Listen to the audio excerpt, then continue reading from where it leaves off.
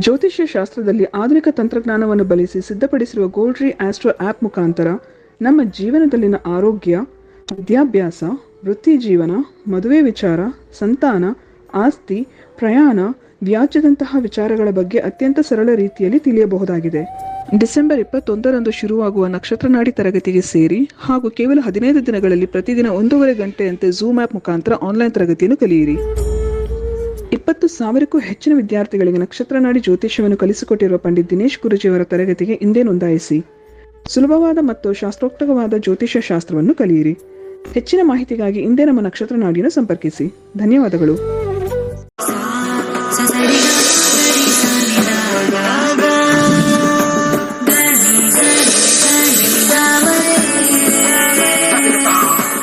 ಓಂ ಶ್ರೀ ಗುರುಭ್ಯೋ ನಮಃ. ಹರಿಹಿ ಓಂ. ಓಂ ಕ್ರಾಂ ಕ್ರೀಂ ಕ್ರೌಂ ಸಹ ಭೌಮಾಯ ನಮಃ. ಓಂ ನಮೋ ಭಗವತೆ ವಾಸುದೇವಾಯ. ಓಂ ನಮೋ ನಾರಾಯಣ. ನಮಸ್ಕಾರ. ವೆಲ್ಕಮ್ ಟು ನಕ್ಷತ್ರನಾಡಿ. ಡಿಸೆಂಬರ್ 21ನೇ ತಾರೀಕು ನಮ್ಮ 105ನೇ ಬ್ಯಾಚ್ ಇರ್ತಕ್ಕಂಥದ್ದು ಜ್ಯೋತಿಷ್ಯ ಬಹಳ ಪ್ರಮುಖವಾಗಿ ಏನು ಅಂತಂದ್ರೆ, ಇನ್ನೊಬ್ರು ಹೇಳ್ತಕ್ಕಂಥ ವಿಚಾರ ಅಲ್ಲ, ಜ್ಯೋತಿಷ್ಯನ ನಾವೇ ತಿಳ್ಕೊಳ್ತಕ್ಕಂಥ ವಿಚಾರ. ಕಲಿಯುಗದಲ್ಲಿ ಬಹಳ ಪ್ರಮುಖವಾಗಿ ಇನ್ನೊಬ್ರು ಹೇಳೋದು ಒಪಿನಿಯನ್ಸ್ ಡಿಫರ್ ಆಗುತ್ತೆ. ನಮ್ಮ ಲೈಫ್ನ ನಾವು ನೋಡ್ಕೋಬೇಕು ಅಂತಂದ್ರೆ ಜ್ಯೋತಿಷ್ಯ ಕಲಿಬೇಕು. ಇದು ನನ್ನ 30 ವರ್ಷದ ಅನುಭವದಿಂದ ಹೇಳ್ತಾ ಇದ್ದೀನಿ. ಕನ್ಸಲ್ಟೇಷನ್ ತುಂಬಾ ಜನ ತಗೊಳ್ತಾರೆ, ಅದೆಲ್ಲ ಓಕೆ. ಅವ್ರಿಗೆ ಎಲ್ಲೊಂದು ಕಡೆ ಇದು ನಮ್ಮ ತಲೆಗೆ ಹತ್ತುತ್ತೋ ಇಲ್ವೋ ಅನ್ನೋದಕ್ಕಿಂತ ಹೆಚ್ಚಾಗಿ ಒಂದಷ್ಟು ಅವ್ರ ಜಾತಕದಲ್ಲಿ ಇರುತ್ತಲ್ಲ, ಒಂದಷ್ಟು ದುಡ್ಡು ಕಳ್ಕೋಬೇಕು ಅಂತ ಇರುತ್ತಲ್ಲ, ಅದು ಆಗೋವರೆಗೂ ಸ್ವಲ್ಪ ಹಂಗಿರುತ್ತೆ. ಅದು ಬಹುಶಃ ಮುಗಿದ ಮೇಲೆ ಅದೆಲ್ಲ ಕಳ್ಕೊಂಡೆಲ್ಲ ಆದ್ಮೇಲೆ ಯೋಗಿಗಳು, ತ್ಯಾಗಿಗಳು ಇವರೆಲ್ಲ ಕಳ್ಕೊಂಡಾದ್ಮೇಲೆ ಪರಿತ್ಯಾಗಿ ಆಗಿದ್ದಾರೆ. ಜ್ಯೋತಿಷ್ಯ ಶಾಸ್ತ್ರ ಹಣೆ ಬರನ ಬದಲಾಯಿಸೋದಿಲ್ಲ. ಇದನ್ನ ನಾನು ಪ್ರತಿ ದಿವಸ ಹೇಳ್ತೀನಿ, ಮಾಡೇ ಮಾಡ್ತೀನಿ. ಹಣೆ ಬರನ ಬದಲಾಯಿಸೋದಿಲ್ಲ. ಸೊ ಹಾಗೆ ಹಣೆ ಬರಲ ಬದಲಾಯಿಸಕ್ಕಾಗಲ್ಲ ಅಂತಂದ್ರೆ ಯಾಕೆ ಸರ್ ಜ್ಯೋತಿಷ್ಯ ನೋಡ್ಬೇಕು ಅನ್ನೋದೊಂದು ಪ್ರಶ್ನೆ ಎಲ್ಲರಿಗೂ ಬರುತ್ತೆ, ಒಪ್ಕೊಳ್ತೀನಿ. ಬಟ್ ಆದ್ರೆ ಹಣೆ ಬರ ಬದಲಾಯಿಸಕ್ಕಾಗಲ್ಲ, ಬಟ್ ಏನೇನಿದೆ ಅಂತ ತಿಳ್ಕೊಂಡಾಗ ನಮಗೆ ಕಾನ್ಫಿಡೆನ್ಸ್ ಜಾಸ್ತಿ ಬರೋದು ಬಹಳ ಇಂಪಾರ್ಟೆಂಟ್ ಆಗಿರ್ತಕ್ಕಂಥದ್ದು ಅಂತ ನನ್ನ ಅನುಭವದ ಮಾತು. ನಮಗೆ ಕರಿಯರ್ ಅಲ್ಲಿ ನಮಗೆ ವರ್ಷಕ್ಕೆ ಒಂದು 30 ಲಕ್ಷ ದುಡಿತೀವಿ, ಜಾಬಲ್ಲಿ ಇದ್ರೆ ಒಳ್ಳೆ ಪೊಸಿಷನ್ನು ಅಂತಕ್ಕಂಥದ್ದು ತುಂಬಾ ಜನಕ್ಕೆ ಇರುತ್ತೆ. ನಾನು ಕರಿಯರಲ್ಲಿ ಇದ್ದೀನಿ, ಆ ಕರಿಯರಲ್ಲಿ ನಾನು ಒಳ್ಳೆ ಜಾಬಲ್ಲಿ ಇದ್ದೀನಿ, ಬಟ್ ಪ್ರೆಷರ್ ಸಿಕ್ಕಾಪಟ್ಟೆ ಇದೆ ಸರ್. ಬಟ್ ನನಗೆ ಸಿಕ್ಕಾಪಟ್ಟೆ ಅಚೀವ್ ಮಾಡ್ತೀನಿ, ಒಳ್ಳೆ ನಾಲೆಜ್ ಇದೆ, ಬಿಸ್ನೆಸ್ ಅಕ್ಯೂಮೆನ್ ಇದೆ, ಮತ್ತೆ ನನಗೆ ಎಷ್ಟೊಂದು ಟ್ರೇಡರ್ಸ್ ಗೊತ್ತು, ಡಿಸ್ಟ್ರಿಬ್ಯೂಟರ್ ಗೊತ್ತು, ಡೀಲರ್ಸ್ ಗೊತ್ತು. ಬಟ್ ವರ್ಕ್ ಮಾಡಕ್ಕೆ ಯಾಕೋ ಬೇಜಾರಾಗ್ತದೆ, ಓನ್ ಮಾಡಬೇಕು ಅಂತ ಅನ್ನಿಸ್ತಾ ಇದೆ, ಓನ್ ಮಾಡಿದಾಗ ನಮ್ಗೆ ನೆಮ್ಮದಿ ಇರುತ್ತೆ ಅಂತ ಹೇಳಿ ಸಾಕಷ್ಟು ಜನ ಒಳ್ಳೊಳ್ಳೆ ಪೊಸಿಷನ್ ಇಟ್ಕೊಂಡಿರೋರೆಲ್ಲಾನು ಅದಕ್ಕೆ ನಮಸ್ಕಾರ ಹೊಡೆದು ರಿಸೈನ್ ಮಾಡಿ ಓನ್ ಫರ್ಮ್ನ ಸ್ಟಾರ್ಟ್ ಮಾಡ್ತಾರೆ. ಓನ್ ಫರ್ಮ್ ಸ್ಟಾರ್ಟ್ ಮಾಡಿ ಅವ್ರ ದಶ ಚೆನ್ನಾಗಿತ್ತು ಅಂತಂದ್ರೆ ಎತ್ಕೊಂಡು ಹೋಗ್ಬಿಡುತ್ತೆ. ಅದು ಲಕ್ ಫ್ಯಾಕ್ಟರ್ ಮೇಲೆ ಹೊಟ್ಟೋಗುತ್ತೆ. ಅವ್ರಿಗೆ ಸೂಪರ್ ಗುಡ್ ಡಿಸಿಷನ್ ಅಂತ ಹೇಳ್ಬಿಡ್ತಾರೆ. ಯಾವಾಗ ಅವ್ರದ್ದು ದಶಾನು ಚೇಂಜ್ ಆಗ್ತಾ ಇರುತ್ತೆ, ಅವ್ರಿಗೆ ಈ ತರ ಪುಷ್ ಮಾಡ್ತಾ ಇರುತ್ತೆ, ಆ ಟೈಮಲ್ಲಿ ಅವರೊಂದು ಡಿಸಿಷನ್ ತಗೊಳ್ತಾರೆ. ನಾನು ಸ್ವಲ್ಪ ಇನ್ವೆಸ್ಟ್ಮೆಂಟ್ ಮಾಡಿ ಏನಾದ್ರು ಬಿಸ್ನೆಸ್ ಮಾಡ್ತೀನಿ. ಅದು ಸಾಫ್ಟ್ವೇರ್ ಇರ್ಬೋದು, ಏಜೆನ್ಸಿ ಇರ್ಬೋದು, ಕೆಫೆ ಇರ್ಬೋದು, ಏನಾದ್ರು ಒಂದು ಮಾಡ್ತೀನಿ ಅಂತ ಬಂದಾಗ ಅವಾಗ ಸ್ಟಾರ್ಟಿಂಗ್ ಒಂದು 6 ತಿಂಗಳು ಅವ್ರಿಗೆ ಗೊತ್ತಾಗಲ್ಲ, ಕೈ ಸುಟ್ಕೋತಾರೆ. ಅವಾಗ ಅವ್ರು ಸ್ಟಾರ್ಟ್ ಮಾಡ್ತಾರೆ, ಯಾಕೆ ನನಗೆ ಹಿಂಗಾಯ್ತು, ಏನಕ್ಕೆ ಲಾಸ್ ಮಾಡ್ಕೊಂಡೆ. ಅವಾಗ ಅವ್ರು ಬರೋಕ್ ಸ್ವಲ್ಪ ಹಿಂದೆ ಮುಂದೆ ಮಾಡ್ತಾರೆ. ಯಾಕೆಂದ್ರೆ ದೊಡ್ಡ ದೊಡ್ಡ ಕಂಪ್ನಿಲಿ ವರ್ಕ್ ಮಾಡೋರೆಲ್ಲ we depend more on hard work ಅಂತಾರೆ. ನಾನು ಹಾರ್ಡ್ ವರ್ಕ್ ಮೇಲೆ ಡಿಪೆಂಡ್ ಮಾಡ್ತೀನಿ. ತುಂಬಾ ಜನ ಕಾಮನ್ ಆಗಿ ಹೇಳೋರು ನೋಡಿದೀವಿ. ಇವೆಲ್ಲ ಸುಳ್ಳು, ಜ್ಯೋತಿಷ್ಯ ಎಲ್ಲ, ನಾವು ಸಖತ್ತಾಗಿ ಕೆಲಸ ಮಾಡ್ಬಿಟ್ರೆ ನಮ್ಗೆ ಸಖತ್ತಾಗಿ ಬರುತ್ತೆ. ಹಂಗಾರೆ ಎಷ್ಟೋ ಜನ ಹಾರ್ಡ್ ವರ್ಕ್ ಮಾಡ್ತಾರೆ, ಯಾರು ಏನು ಟಾಪ್ ಲೆವೆಲ್ಗೆ ಹೋಗಿಲ್ಲ. ಒಂದು ಕಂಪನಿಲಿ ಎಷ್ಟೋ ಜನ ಬಾಸ್ಗಿನ ಜಾಸ್ತಿ ವರ್ಕ್ ಮಾಡ್ತಾರೆ, ಬಾಸ್ ಆಗಿಲ್ಲ ಇಲ್ಲಿವರೆಗೂ. ಬಾಸ್ ವರ್ಕ್ ಮಾಡೋದಕ್ಕಿಂತ 200 ಟೈಮ್ಸ್ ವರ್ಕ್ ಮಾಡಿದ್ರು ಕೂಡ ಬಾಸ್ ಲೆವೆಲ್ಗೆ ಅದೇ ಲೆವೆಲಲ್ಲೇ ಇರ್ತಾರೆ, ಅಲ್ಲೇ ಕೂತಿರ್ತಾರೆ, ಏನೂ ಮಾಡೋಕ್ಕಾಗಲ್ಲ.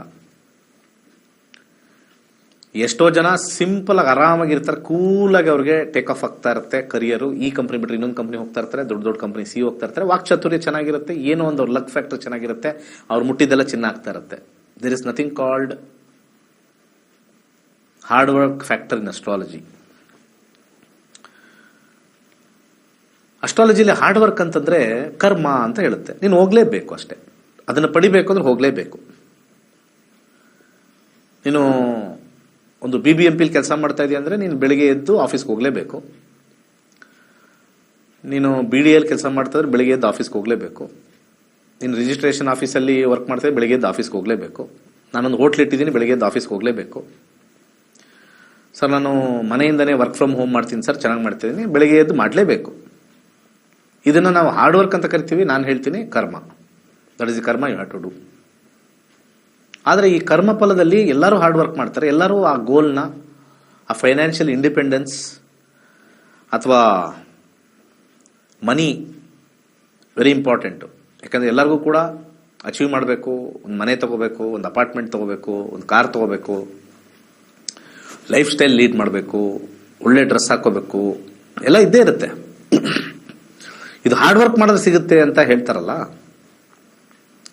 ಜಾತಕದಲ್ಲಿ ಆ ಕಾಂಬಿನೇಷನ್ ಇದ್ರೆ ಸಿಕ್ಕೇ ಸಿಗುತ್ತೆ. ಅದಕ್ಕೆ ಹಾರ್ಡ್ ವರ್ಕ್ ಮಾಡಲೇಬೇಕು. ಜಾತಕದಲ್ಲಿ ಇಲ್ಲ ಅಂದ್ರೆ ಅದು ಸಿಗಲ್ಲ, ಬಟ್ ಅದಕ್ಕೂ ಹಾರ್ಡ್ ವರ್ಕ್ ಮಾಡಬೇಕು.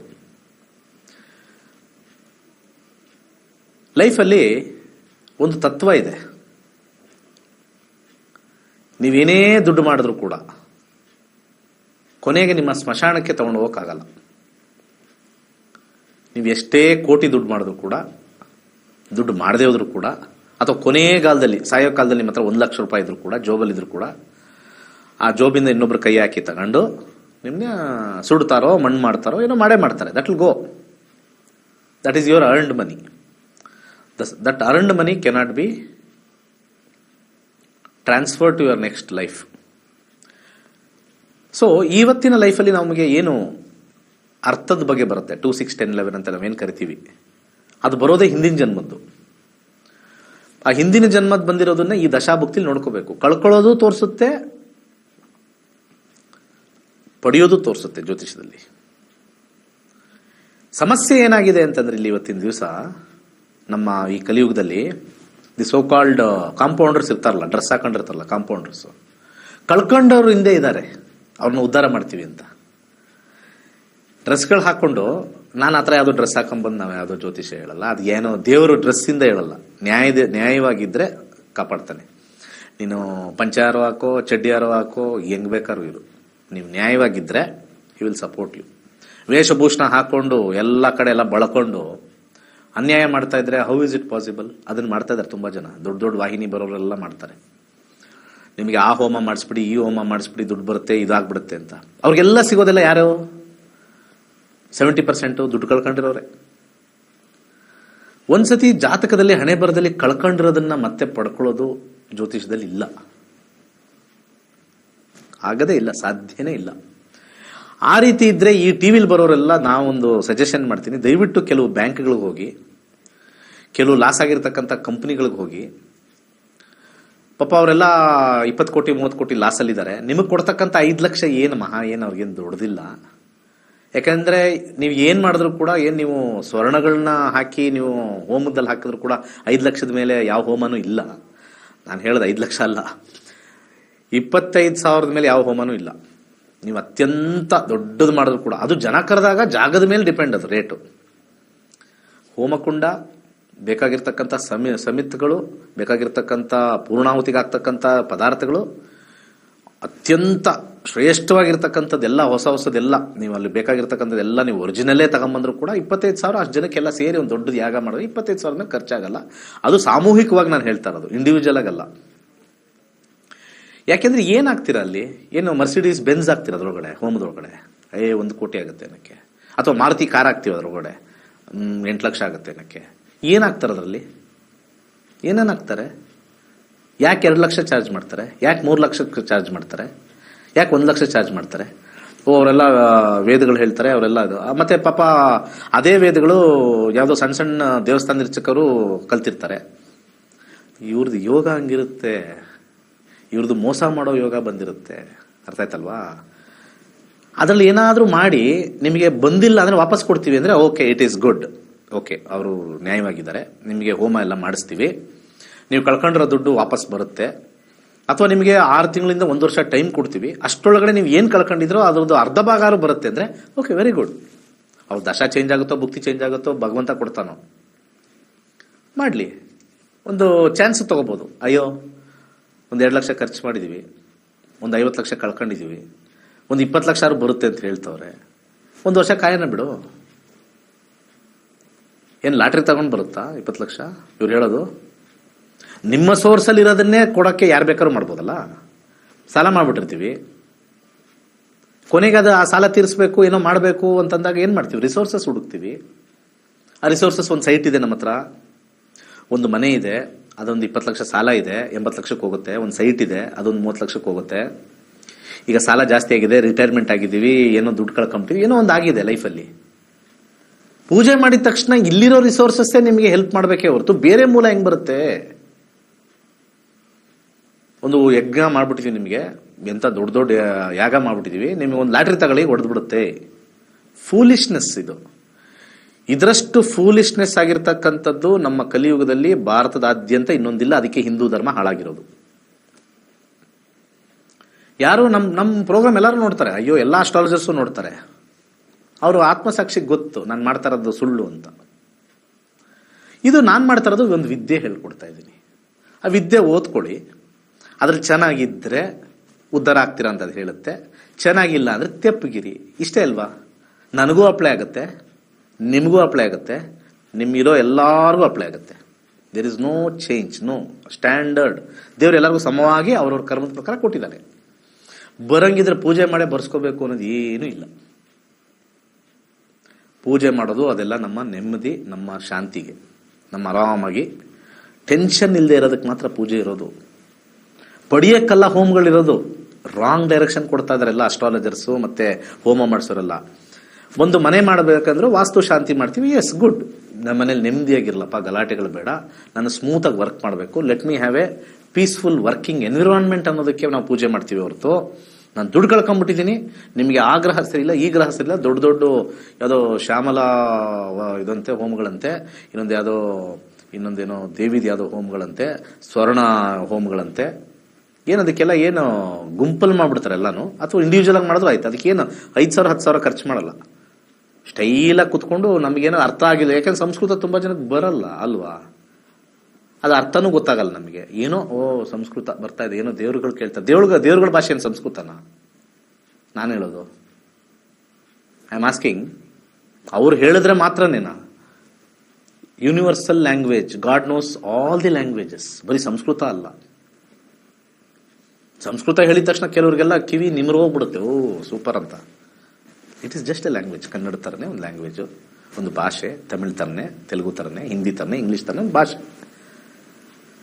ಅದು ಸ್ವಲ್ಪ ಆ ಭಾಷೆಯಲ್ಲಿ ಒಂದು ಮಹತ್ವ ಇದೆ ಅಷ್ಟೇ ಹೊರತು ಆ ಭಾಷೆಯಿಂದ ನಿಮಗೆ ಶಕ್ತಿ ಇದೆ ಅಂತಕ್ಕಂಥದ್ದು ರಾಂಗ್, ಕಂಪ್ಲೀಟ್ಲಿ ರಾಂಗ್. ಆ ಭಾಷೆಯಿಂದ ಮಂತ್ರಗಳು ಬಂದಿದೆ. ಅದು ಅಫರ್ಮೇಷನ್ಸು ನಮ್ಮ ಆಂಗ್ಲದಲ್ಲೂ ಇದೆ. ನಮಗೆ ಚೆನ್ನಾಗಾಗಬೇಕು ಅಂದರೆ ಸಕ್ಸಸ್ 528 ಹೇಳಿ. ನಮ್ಮ ಮೈಂಡ್ ಯಾವಾಗಲೂ ಕಾನ್ಸಂಟ್ರೇಷನ್ ಇರೋಕ್ಕೆ ಸಕ್ಸಸ್ 528 ಹೇಳಿ. ಏಂಜಲ್ ನಂಬರ್ಸ್ ಇದೆ, 11:11 ಅಂತ, 444 ಅಂತ ಏಂಜಲ್ ನಂಬರ್ ಇದೆ. This are all manifestations. ನಮ್ಮ ಮೈಂಡ್ ಕಾನ್ಸಂಟ್ರೇಟ್ ಆಗಿ ನಮ್ಮ ಗೋಲ್ಗೆ ಮಾತ್ರ ಇರೋಕ್ಕೆ, ಅಲ್ಲಿಂದ ಬರ್ಲಿ ವೈಬ್ರೇಷನ್ ಅಂತ. ಮಂತ್ರ ಇರೋದು ನೆಗೆಟಿವಿಟಿ ಹೋಗೋಕ್ಕೆ, ಪಾಸಿಟಿವ್ ಆಗಿರೋಕ್ಕೆ. At any situation be positive. ಯಾಕೆ ಕಂಪ್ನಿಗಳಲ್ಲೆಲ್ಲ ನಮಗೆ ಟ್ರೈನಿಂಗ್ ಕೊಡ್ತಾರೆ? ಎಷ್ಟೋ ಜನ ಕಂಪ್ನಿಲಿ ನಿಮಗೆ ಸ್ವಾಟ್ ಅನಾಲಿಸಿಸ್ ಮಾಡ್ತಾರೆ. ಸ್ವಾಟ್ ಅನಾಲಿಸಿಸ್ ಆದಮೇಲೆ ಏನು ಮಾಡ್ತಾರೆ? ಆ ಸ್ವಾಟ್ ಅನಾಲಿಸಿಸ್ ಆದಮೇಲೆ ನಿಮಗೆ ಯಾರ್ಯಾರು ಯಾವ್ಯಾವ ವೀಕ್ನೆಸ್ ಅಲ್ಲಿ ಇದ್ದಾರೆ, ಯಾವ ಸ್ಕಿಲ್ಲಲ್ಲಿ ವೀಕ್ನೆಸ್ ಇದೆ, ಆಟಿಟ್ಯೂಡ್ ಚೇಂಜ್ ಮಾಡೋಕ್ಕಾಗಲ್ಲ. None of the companies work on attitude, they work on skill sets. ಎಲ್ಲ ಮಲ್ಟಿನ್ಯಾಷನಲ್ ಕಂಪ್ನಿ ತಗೊಳ್ಳಿ, ಸಾಫ್ಟ್ವೇರ್ ತಗೊಳ್ಳಿ, ಮ್ಯಾನುಫ್ಯಾಕ್ಚರಿಂಗ್ ತಗೊಳ್ಳಿ, ಯಾರು ತಗೊಳ್ಳಿ, they work on skill sets. ಯಾವ ಸ್ಕಿಲ್ಲಲ್ಲಿ ಕಮ್ಮಿ ಇದ್ದಾರೆ ಅದಕ್ಕೆ ಟ್ರೈನಿಂಗ್ ಕೊಡ್ತಾರೆ. ಟ್ರೈನಿಂಗ್ ಕೊಟ್ಟು ಪ್ರೊಡಕ್ಟಿವಿಟಿ ಜಾಸ್ತಿ ಮಾಡ್ತಾರೆ. ಸೊ ಅದ್ರ ಆ ಪ್ರೊಡಕ್ಟಿವಿಟಿ ಇವಂದು ಜಾಸ್ತಿ ಆದರೆ ನನ್ನ ಕಂಪ್ನಿದು ಶೇರ್ಸ್ ಜಾಸ್ತಿ ಆಗುತ್ತೆ, ವ್ಯಾಲ್ಯೂ ಜಾಸ್ತಿ ಆಗುತ್ತೆ, ಟರ್ನ್ ಓವರ್ ಜಾಸ್ತಿ ಆಗುತ್ತೆ.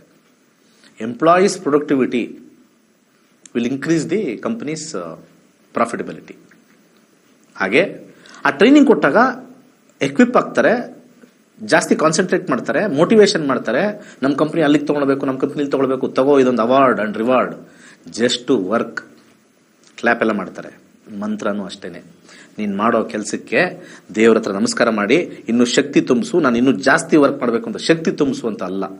ಹೋಗಿ ಮಲ್ಕೊಂಡಿದ ತಕ್ಷಣ ಲ್ಯಾಟ್ರಿ ಹೊಡೆದು ಬಿಡುತ್ತೆ ನಿನಗೆ. 1-2 ಲಕ್ಷ ಹೋಮ ಮಾಡಿಸಿದ್ರೆ, 3 ಲಕ್ಷ ಹೋಮ ಮಾಡಿಸಿದ್ರೆ, ತಲೆಕೆಟ್ಟವರು ಲಾಸ್ ಆದವರು ಒಂದು 50 ಲಕ್ಷ ಲಾಸ್ ಆಗಿರುತ್ತೆ, ಅವ್ರ ಹೋಮಕ್ಕೆ 2 ಲಕ್ಷ ಅಲ್ವಾ, ಅಯ್ಯೋ 50 ಲಕ್ಷನೇ ಕಳ್ಕೊಂಡಿದ್ದೀನಿ, 2 ಲಕ್ಷ ಹಾಕಿ ನೋಡಿನ. ಹಿಂಗೆ ಹಾಕಿ ಏನು ಮಾಡ್ತೀರಿ, ಕೊನೆಗೆ ದೇವ್ರನ್ನ ಬೈತೀರಿ ನೀವು, ಅವ್ರನ್ನ ಬೈಯಲ್ಲ. ನಾನು ಹೋಮ ಎಲ್ಲ ಮಾಡಿಸ್ದೆ, ಲಕ್ಷಾಂತರ ರೂಪಾಯಿ ಖರ್ಚು ಮಾಡಿದೆ, ಏನು ವರ್ಕ್ ಆಗಿಲ್ಲ. ಯಾವ ನಿನ್ಗೆ ಹೇಳಿದ್ದು ವರ್ಕ್ ಆಗುತ್ತೆ ಅಂತ? ಅವ್ರನ್ನೋಗಿ ಬೈಯಿ, ದೇವ್ರನ್ನ ಯಾಕೆ ಬೈತಾ ಇದೀಯಾ? ಗಾಡ್ ಬಂದು ನಿಮ್ಮೇನು ಕನ್ಸದಲ್ಲಿ ಹೇಳಿದ್ನಾ? ದೇವ್ರ ಪ್ರತ್ಯಕ್ಷ ಆಗ್ಬಿಟ್ಟು ಹೇಳಿದ್ನಾ? ನೀನು 2 ಲಕ್ಷ ನನಗೆ ಖರ್ಚು ಮಾಡು, ನನಗೆಲ್ಲ ಅದು ಇದು ಅಭಿಷೇಕ ಮಾಡು, ನಿನಗೆ ಏನು 40 ಲಕ್ಷ 50 ಲಕ್ಷ ಲಾಸ್ ಆಗಿದೆ, ಡಿಸ್ಕೌಂಟ್ ಕೂತ್ಕೊಂಡು ಮಾತಾಡೋಣ. ಏನು ಬಿಸ್ನೆಸ್ಸಾ? ಯಾವಾಗ ಈ ಮೈಂಡ್ ಸೆಟ್ ಹೋಗುತ್ತೋ ಭಾರತದಲ್ಲಿ, ಬೇರೆ ಧರ್ಮದವರು ಈ ಥರ ಎಲ್ಲ ಹೇಳೋದೇ ಇಲ್ಲ. ಬೇರೆ ಧರ್ಮದವರು ಅವ್ರವ್ರ ದೇವ್ರುಗಳದ್ದು ಅದೆಲ್ಲ ಹೇಳೋದೇ ಇಲ್ಲ. ನೀನು ಅವ್ರು ಪ್ರಾರ್ಥನೆ ಮಾಡು, ಹಿಂಗೆ ಕೋಟಿ ಬರುತ್ತೆ ಅಂತ ಯಾವ ಧರ್ಮದಲ್ಲಿ ಅವ್ರ ದೇವ್ರು ಹೇಳಿದ್ದಾರೆ? ನೀನು ಹಿಂಗೇ ಇರಬೇಕು, ನೀನು ಹಿಂಗೇ ಮಾಡಬೇಕು ಅಂತ ಆ ಧರ್ಮದಲ್ಲೆಲ್ಲ ಹೇಳ್ಕೊಡ್ತಾರೆ. ನಮ್ದು ಹಂಗಲ್ಲ, ಎಲ್ಲ ಡಿವೈಡ್ ಆಗಿ ಹೋಗ್ಬಿಟ್ಟಿದೀವಿ ನಾವೆಲ್ಲ. We are all divided. ಈ ಡಿವೈಡೆಡ್ ಇದ್ದಾಗ ಅಸ್ಟ್ರಾಲಜಿ ಹಿಂಗೆ ಬೆಳೆಯುತ್ತೆ. ವಂಡರ್ಫುಲ್ ಸೈನ್ಸ್ ಕಲೀರಿ. 15,000 ಇನ್ವೆಸ್ಟ್ಮೆಂಟ್. ಹೌದು, 15,000 ಇನ್ವೆಸ್ಟ್ಮೆಂಟ್. ನಾನು ಆಲ್ರೆಡಿ ಹೇಳಿದ್ದೀನಿ, I take money, but announce ಮಾಡ್ಬಿಟ್ಟು ಹೇಳ್ತೀನಿ. ಇವನಿಗೆ ಜಾಸ್ತಿ ದುಡ್ಡಿದೆ, ಇವನಿಗೆ 3 ಲಕ್ಷದ ಹೋಮ ಮಾಡ್ಸೋಣ. ಇವನು ಕಮ್ಮಿ ದುಡ್ಡಿದೆ, ಇವನಿಗೆ 50,000 ಹೋಮ ಹೇಳೋಣ. ಆ ಥರ ಎಲ್ಲ ಡಿಸ್ಪ್ಯಾರಿಟಿ ಏನಿಲ್ಲ. ಅದನ್ನ ಎಲ್ಲ ವೇಷಧಾರಿಗಳು ದೊಡ್ಡ ದೊಡ್ಡ ಟಿವಿಲಿ ಬರೋರ ಹತ್ರ ಹೋದ್ರೆ ದೊಡ್ಡದಾಗಿ ಟೋಪಿ ಹಾಕ್ಸ್ಕೊತೀರ. ಇದು ಬರ್ಕೊಡ್ತೀನಿ ನಾನು. ದೊಡ್ಡ ಟಿವಿ ಅವ್ರ ಹತ್ರ ಹೋದಾಗೆಲ್ಲ ದೊಡ್ಡ ಟೋಪಿನೇ. ಆಮೇಲೆ ನಿಮ್ಮನ್ನು ಸರಿಯಾಗಿ ಮಾತಾಡ್ಸಕ್ಕೆ ಗಮನ ಕೊಡೋಕ್ಕೂ ಕೊಡಲ್ಲ. ಯಾಕಂದ್ರೆ ಅಷ್ಟೊಂದು ಜನ ನುಗ್ಗಿರ್ತಾರೆ, ಜನ ಮರಳೋ ಜಾತ್ರೆ ಮರಳೋ ಅಲ್ಲೆಲ್ಲ. ಅವ್ರನ್ನ ಮಾಡ್ಕೊಂಡ್ಬಿಟ್ಟು ಮೀಟ್ ಮಾಡ್ಕೊಂಡ್ರೆ ಏನಾಗುತ್ತೆ? ಏನೂ ಇಲ್ಲ. All are making fool out of this astrology. ನಮ್ಮನ್ನೆಲ್ಲ ಮೂರ್ಖಗಳು ಮಾಡ್ತಾ ಇದ್ದಾರೆ. ಕಲ್ತಾಗ ನನ್ನ ಹತ್ರ ಕೇಳ್ಬೋದಲ್ಲ, ಕಲ್ತಾಗ ಡಿಬೇಟ್ ಮಾಡ್ಬೋದು ನಮ್ಮ ಹತ್ರ. ಅಸ್ಟ್ರಾಲಜಿ ನಿಜಾನ ಸುಳ್ಳ ಎಲ್ಲಾನು ಕೇಳ್ಬೋದು. ಯಾಕಂದ್ರೆ ಬಹಳ ಇಂಪಾರ್ಟೆಂಟ್ ಆಗಿರ್ತಕ್ಕಂಥ, ನಾನು ಆಲ್ರೆಡಿ ಹೇಳಿದ್ನಲ್ಲ, ನಮ್ಮ ಜ್ಯೋತಿಷ್ಯ ಶಾಸ್ತ್ರದಲ್ಲಿ ಕಲ್ತಾಗ ಮಾತ್ರನೇ ನಮಗೆ ಅರ್ಥ ಆಗುತ್ತೆ. ಕಲ್ತಾಗ ಮಾತ್ರನೇ ಅರ್ಥ ಆಗೋದು. ಕಲಿದೇ ಇದ್ದಾಗ ಯಾವುದೇ ಕಾರಣಕ್ಕೂ ನಮಗೆ ಅವ್ರು ಹೇಳಿದ್ದೇ ವೇದವಾಕ್ಯ. ಅವ್ರ ಸಂಸ್ಕೃತದಲ್ಲಿ ಮಾತಾಡ್ಬಿಟ್ಟಿದ್ದಾರೆ, ಆ ಸಂಸ್ಕೃತ ಎಲ್ಲ ಗೊತ್ತಿದೆ, ಸಂಸ್ಕೃತನೇ ಒಂಥರ ದೇವರ ಭಾಷೆ, ನಮಗೆ ಗೊತ್ತಾಗಲ್ಲ ಸಂಸ್ಕೃತ. ಅವ್ರೇನೋ ದೇವ್ರ ಹತ್ರ ಮಾತಾಡ್ತಾರಪ್ಪ, ಏನೋ ಹೇಳ್ತಾವ್ರೆ, ದೇವರು ಮಾಡಿ ಎಲ್ಲ ನಿಮ್ಮ ಕಷ್ಟಗಳೆಲ್ಲ ಕ್ಲಿಯರ್ ಆಯ್ತು, ಹಾಗೆ ಹೀಗೆ ಅಂತೆಲ್ಲ ಹೇಳಿ ಮುಗಿಸ್ಕೊಂಡು ಬರ್ತಕ್ಕಂಥದ್ದು. ಒಂದು ಪಾಯಿಂಟ್ ಫೈನಲ್ ಆಗಿ ಹೇಳ್ತೀನಿ, ಜನಗಳು ತಪ್ಪರ್ಥ ಮಾಡ್ಕೋಬೇಡಿ. ನಾನು ಹೋಮದ ವಿರುದ್ಧ ಇಲ್ಲ, ಕ್ಲಿಯರ್ ಆಗಿ ಹೇಳ್ತಾ ಇದ್ದೀನಿ. ಪಾಯಿಂಟ್ ನಂಬರ್ 1, ಹೋಮದಲ್ಲಿ ವಿಜ್ಞಾನ ಅಡಗಿದೆ. ಪಾಯಿಂಟ್ ನಂಬರ್ 2, ಹೋಮಕ್ಕೆ ಹೆಚ್ಚು ಖರ್ಚಾಗಲ್ಲ. ಎಲ್ಲರೂ ಸೇರಿದ್ರೆ ಒಬ್ರೊಬ್ರಿಗೆ 500 ರೂಪಾಯಿ ಮುಗ್ದೋಗ್ರೆ. ಎಂಥ ದೊಡ್ಡದು, ಒಂದು 500 ಜನ ಸೇರಿದ್ರೆ, ಅಲ್ಲ ಬೇಡ 100 ಜನ ಸೇರಿದ್ರೆ ಸಾಕು, 1000 ರೂಪಾಯಿ ಮೇಲೆ ಇಲ್ಲ. ಅದಕ್ಕೆ ನಾನು ಇವೆಲ್ಲ ಹೇಳಕ್ಕಾಗಲ್ಲ ಅಂದ್ಬಿಟ್ಟು ಅಗ್ನಿಹೋತ್ರ ಮಾಡ್ತೀನಿ. ಪಾಯಿಂಟ್ ನಂಬರ್ 2 ಹೇಳಿದ್ದೀನಿ ನಿಮಗೆ. ಸೊ ಸೈಂಟಿಫಿಕ್ ವೇ ನಮಗೆ ಮೈಂಡ್ ಕಾನ್ಸಂಟ್ರೇಷನ್ ಕೊಡುತ್ತೆ. ಪಾಯಿಂಟ್ ನಂಬರ್ 3, ಯಾವುದೇ ಹೋಮ ಮಾಡಿದ್ರು ನೀವು ಮಂತ್ರ ಹೇಳಿದ್ರೆ ಫಲಿಸೋದೇ ಇಲ್ಲ. ಕರ್ತೃ ಅಂತ ಕರಿತೀವಿ ನಾವು. ಇದೆಲ್ಲ ಸಂಸ್ಕೃತದವ್ರಿಗೆಲ್ಲ ಗೊತ್ತಿರುತ್ತೆ. ಕರ್ತೃ 10% ಮಿನಿಮಮ್ ಜಪ ಮಾಡಬೇಕು. ಒಬ್ರು 1 ಲಕ್ಷದ ಏನಾದ್ರು ನೀವು ಮೃತ್ಯುಂಜಯ ಹೋಮ ಮಾಡಿಸಿದ್ರೆ 10% ಅಂದ್ರೆ 10,000 ಕರ್ತೃ ಮಾಡಬೇಕು. ಕೂತಿರ್ತಾರಲ್ಲ ಅಲ್ಲಿ, ಎಲ್ಲ ಪರವಾಗಿ ನಾವೇ ಹೇಳ್ಬಿಡ್ತೀವಿ ಬಿಡ್ರಿ, ನಾವೇ ಹೇಳ್ಬಿಡ್ತೀವಿ, ನಿಮ್ಗೇನ್ ನಾವು ಇದು ಕೊಡಲ್ಲ, ಎಲ್ಲ ನಮ್ಗೆ ಕೊಟ್ಟಿದಿರಲ್ಲ. Who is doing, he will be affected. ಈಗ ಹೇಳೋರ್ಗೆ ಏನ್ ಬರ್ತದೆ? ಸಂಭಾವನೆ ಅಷ್ಟೇ. ಬಿಕಾಸ್ ಸಂಕಲ್ಪ ಆ ಥರ ಆಗಿರುತ್ತೆ. ಅದು ಸಂಕಲ್ಪ ಅನ್ನೋದು ಆ ಥರ ಆಗಿರುತ್ತೆ. ನಾನು ಸಂಭಾವನೆ ತಗೊಳ್ತಾ ಇದ್ದೀನಿ, ನಾನು 1 ಲಕ್ಷ ಮಂತ್ರ ಓದ್ತಾ ಇದ್ದೀನಿ. ಅವ್ರಿಗೆ ಒಂದು ಕರ್ಮ ಅಂತ ಆಗುತ್ತೆ ಅಷ್ಟೇ ಹೊರತು ಅವ್ರಿಗೇನು ಚೇಂಜ್ ಆಗಲ್ಲ. ನಿಮಗೆ ಅದು ಕೂಡ ಕರ್ಮ ಅಂತ ಆಗುತ್ತೆ. ಆದರೆ 10% ಆಫ್ ದಿ ಮಂತ್ರ ಹೇಳಲೇಬೇಕು. ನೀವು ಯಾವುದೇ ಯಾಗ ಮಾಡಿ, ಇಟ್ ಈಸ್ ಎ ರೂಲ್. ಈ ರೂಲ್ ಯಾರು ಹೇಳಿದ್ದಾರೆ ನಿಮಗೆ? ವೇದದಲ್ಲಿ ಬರೆದಿದೆ ಈ ರೂಲು. ಕರ್ತೃ 1/10 ಹಿ ಹ್ಯಾಸ್ ಟು ಟೆಲ್. ಅದಕ್ಕೆ ಇವತ್ತಿನ ದಿವಸ ಎಷ್ಟೋ ಜನ ಯಾವ್ದಾದ್ರು ಒಂದು ದೊಡ್ಡ ದೊಡ್ಡ ಸಭೆ ಮಾಡಿದ್ರೆ ಬರೆಸ್ತಾರೆ, ಬರೀರಿ ಮಂತ್ರಗಳನ್ನ ಇಷ್ಟು ಪುಸ್ತಕದಲ್ಲಿ, ಈ ಸತಿ ಮಾಡಿಕೊಡಿ. ಇವೆಲ್ಲವೂ ನಾವು ಅಲ್ಲಿ ನೋಡ್ತೀವಿ. ಅರ್ಥ ಆಯ್ತಲ್ಲ? ಸೊ ನಾನು ನಿಮಗೆ ಇವತ್ತು ಕಾಲ್ಸ್ ತಗೊಂಡು ಹೇಳೋದೇನು 2 ನಿಮಿಷ, ಎಲ್ಲರೂ ಕಾಲಕ್ಕೆ ಕಾಯ್ತಾ ಇರ್ತಾರೆ. ಈ ಕಾಲಕ್ಕೆ ಕಾಯೋರೆಲ್ಲ ಸ್ವಲ್ಪ ಇವತ್ತು ಕೇಳಿಸ್ಕೊಳ್ಳಿ. ಇವತ್ತು ಹೇಳೋದಿಲ್ಲ, ಓಡೋಗ್ಬೇಡಿ, ಅಲ್ಲಿ ಇಲ್ಲಿ ಓಡೋಗ್ಬೇಡಿ, ಎಲ್ಲೂ ಇಲ್ಲ. ಪರಿಹಾರ ಅನ್ನೋದು ಇದೆಯಲ್ಲ, ಅದಾದರೆ ಹಾಗೆ ಆಗುತ್ತೆ ಆಟೋಮೆಟಿಕ್ ಆಗಿ. ಓಡೋದ್ರೆ ಪರಿಹಾರ ಆಗಲ್ಲ. ಇಂಡೈರೆಕ್ಟ್ ಆಗಿ ನನ್ನ ಹತ್ರನೂ ಬರಬೇಡಿ ಅಂತಾನೆ ಹೇಳ್ತಾ ಇದ್ದೀನಿ. ಜಾಸ್ತಿ ಏನಿದೆ ತೋರಿಸ್ಕೊಡ್ತೀನಿ, ಟೈಮ್ ಕೊಡ್ತೀನಿ ಆ ಥರ ಬಂದರೆ ಅಷ್ಟೇ. ನಂದು ಕಾಸ್ಟ್ಲಿನೇ ಸ್ವಲ್ಪ ಕನ್ಸಲ್ಟೇಷನ್. ಎಸ್, ಯಾಕಂದರೆ ಕಲೀರಿ ಅನ್ನೋದಕ್ಕೋಸ್ಕರ ನಮ್ದು ಕಾಸ್ಟ್ಲಿ ಇಟ್ಟಿದ್ವಿ. ಎಷ್ಟು ಕಾಸ್ಟ್ಲಿನಪ್ಪ ಅದೇ ಫೋನ್ ಮಾಡ್ಕೊಂಡು ಮೆಸೇಜ್ ಮಾಡ್ಕೊಂಡು ಕೇಳ್ಕೊಳ್ಳಿ. ನಮ್ಮ ಕ್ಲಾಸಿನ fees 15,000 to know your future. ನಾನು ಕುಟುಂಬ ಸಮೇತರ ಕಲೀರಿ ಅಂತ ಹೇಳ್ತೀನಿ. ನಿಮ್ಮ ಮನೇಲಿ 4 ಜನನು ಸೇರಿ ಕಲ್ತ್ರೆ ಎಷ್ಟಾಗುತ್ತೆ ಡಿವೈಡ್ ಮಾಡಿ. ಒಂದು ಕನ್ಸಲ್ಟೇಷನ್ ಫೀಸು ಇರಲ್ಲ. ನಾವು ಅದ್ರ ಜೊತೆಗೆ ಮಂತ್ರದ್ದು ಇದನ್ನು ಕೊಡ್ತೀವಿ, ರೆಮಿಡಿನೂ ಕೊಡ್ತೀವಿ. ಚೆನ್ನಾಗಿ ಪಾಸಿಟಿವ್ ಇದೆಯಾ ಮಾಡ್ಕೊಳ್ಳಿ, ನೆಗೆಟಿವ್ ಇದೆಯಾ ದಾನ ಮಾಡ್ಕೊಳ್ಳಿ. ಇಷ್ಟೇ. This is what is life. God expects only simple thing. Simple living, sample living is astrology. ದೊಡ್ಡ ದೊಡ್ಡ ಹೋಮ ಮಾಡಿಸ್ತಾ ಇದ್ರಲ್ಲ, ಅವ್ರದ್ದು ಹೊಟ್ಟೆ ತುಂಬಿಸ್ತಾ ಇದಿರಲ್ಲ, ಹೊಟ್ಟೆ ಎಲ್ಲ ತುಂಬಿಸ್ತಾ ಇರೋದು ಅವ್ರದ್ದು ಬೀರುಗಳು ತುಂಬಿಸ್ತಾ ಇರ್ತೀರ ಅಷ್ಟೇ. ಕಾಣಿಸ್ಕೊಳ್ಳೋದೇ ಇಲ್ಲ. ಯಾರಿಗಾರು ವಿದ್ಯಾದಾನ ಮಾಡಿದ್ದಾರೆ ಅಂದ್ರೆ ಅಷ್ಟೊಂದು ಮಾಡಿ? ಎಲ್ಲೂ ಇಲ್ಲ. ನಾನು 10 ವರ್ಷದಿಂದ ಇದನ್ನೇ ಹೇಳ್ತಾ ಇರೋದು. ಎಷ್ಟೋ ಜನ ಬದಲಾವಣೆ ಆಗಿದ್ದಾರೆ, ತುಂಬಾ ಜನ ಬದಲಾವಣೆ ಆಗಿದೆ. ನೀವು ಹೇಳಿದ್ ಕರೆಕ್ಟ್ ಸರ್. ಅದನ್ನ ನಾವೆಲ್ಲ ಕಳ್ಕೊಂಡು ಬಂದಿದ್ದೀವಿ. ಕಳ್ಕೊಂಡೇ ಇರೋರು ಬಂದಿರೋರು ತುಂಬಾ ಪರ್ಸೆಂಟೇಜ್ ಕಮ್ಮಿ. ನಮ್ದೆಲ್ಲ ಬಂದಿರೋದೆಲ್ಲ ಕಳ್ಕೊಂಡು ಬಂದಿರೋರೆ. ಅಲ್ಲಿ ಇಲ್ಲಿ ದುಡ್ಡು ಲಾಸ್ ಮಾಡಾದ್ಮೇಲೆ ದುಡ್ಡು ಹಾಕ್ಬಿಟ್ಟು ಹಾಳು ಮಾಡ್ಕೊಬೇಡಿ. ಕೂತ್ಕೊಂಡು ಪ್ರೇ ಮಾಡ್ಕೊಂಬಿಡಿ. ಏನಾರು ದಾರಿ ತೋರ್ಸಪ್ಪ ಅಂತ ಬೇಡ್ಕೊಳ್ಳಿ. ನಿಮ್ಮ ಮನೇಲೇ ಕೂತ್ಕೊಂಡು ಬೇಡ್ಕೊಳ್ಳಿ. ಯಾವ್ದಾದ್ರು ತೀರ್ಥಕ್ಷೇತ್ರಕ್ಕೆ ಹೋಗ್ಬಿಟ್ಟು ಕೂತ್ಕೊಂಡ್ಬಿಡಿ. ನಮ್ಮ ಹಳೆಯ ಫಿಲ್ಮ್ ಎಲ್ಲ ತೋರಿಸ್ತಾ ಇದ್ರಲ್ಲ, ಕೂತ್ಕೊಂಡು ಫುಲ್ಲು ಹೇಳ್ತಾನೆ ಇರೋದು 1000 ಜಪ 10,000 ಜಪ. ಎಲ್ಲೋ ಒಂದು ಕಡೆ ನಿಮಗೆ ಇದು ಮಾಡಪ್ಪ, ಇಷ್ಟೇ ಇರೋದು ನಿನ್ನ ಜೀವನ, ಹೋಗಿ ಮಾಡ್ಕೊಂತ ಬಂದೇ ಬರುತ್ತೆ. ಡಿಸೆಂಬರ್ 21 ಮರಿಬೇಡಿ. ಒಳ್ಳೇದಾಗ್ಲಿ. ಸರ್ವೇ ಜನ ಸುಖಿನೋ ಭವಂತು. ದೇವತಾ ವಾಹನಗಳಲ್ಲಿ ಗೂಬೆಯು ಶ್ರೀ ಮಹಾಲಕ್ಷ್ಮಿಯ ವಾಹನವಾಗಿದೆ. ಗೂಬೆಯು ಕತ್ತಲನ್ನು ಭೇದಿಸುವ ಶಕ್ತಿಯನ್ನು ಹೊಂದಿರುವುದರಿಂದ ಎಲ್ಲಾ ರೀತಿಯ ಆರ್ಥಿಕ ಸಮೃದ್ಧಿಯನ್ನು ಸೂಚಿಸುತ್ತವೆ. ಗೂಬೆಯ ಉಂಗುರವನ್ನು ಧರಿಸುವುದರಿಂದ ಉತ್ತಮ ಆರ್ಥಿಕ ಬೆಳವಣಿಗೆ ಮತ್ತು ಅನಗತ್ಯ ಖರ್ಚುಗಳನ್ನು ನಿಯಂತ್ರಿಸಬಹುದಾಗಿದೆ. ಗೂಬೆಯ ಉಂಗುರಕ್ಕಾಗಿ ಈ ಕೆಳಗಿನ ಸಂಖ್ಯೆಗಳಿಗೆ ಕರೆ ಮಾಡಬಹುದು. ಧನ್ಯವಾದ.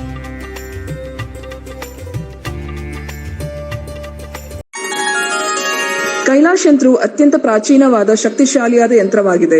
ಸರಿಸುಮಾರು 800ರಿಂದ 1,000 ವರ್ಷಗಳ ಹಿಂದೆ ಹಲವಾರು ಸಂಯೋಗಗಳಿಂದ ರಚಿಸಲ್ಪಟ್ಟಿರುವ ಯಂತ್ರವೇ ಈ ಕೈಲಾಶ್ ಯಂತ್ರ. ಇಂಟರ್ನೆಟ್ ಅಲ್ಲಿ ಗೂಗಲ್ ಅಲ್ಲಿ ಹುಡುಕಿದ್ರೆ ಕೈಲಾಶ್ ಯಂತ್ರದ ಹಿನ್ನೆಲೆ ಹುಡುಕಿದ್ರೆ ನಿಮಗೆ ಖಂಡಿತ ಸಿಗುತ್ತೆ. 800ರಿಂದ 1000 ವರ್ಷಗಳ ಹಿಂದೆ ಒಂದು ಹಲವಾರು ಕಾಂಬಿನೇಷನ್ಸ್ ನ ಮಿಕ್ಸ್ ಮಾಡಿರ್ತಕ್ಕಂಥ ವಿಶೇಷವಾಗಿರ್ತಕ್ಕಂಥ ಒಂದು ಯಂತ್ರವೇ ಕೈಲಾಶ್ ಯಂತ್ರ. ಈ ಯಂತ್ರದ ವಿಶೇಷತೆ ಬಹಳಷ್ಟಿದೆ. ಇದರ ಮಧ್ಯದಲ್ಲಿ ಕೋರ್ ಅಂತ ನಾವೇನ್ ಕರಿತೀವಿ, ಇದು ಚೈನೀಸ್ ನ್ಯೂಮರಾಲಜಿ ಬರ್ತಕ್ಕಂಥ ಲೋಶೋ ಗ್ರಿಡ್.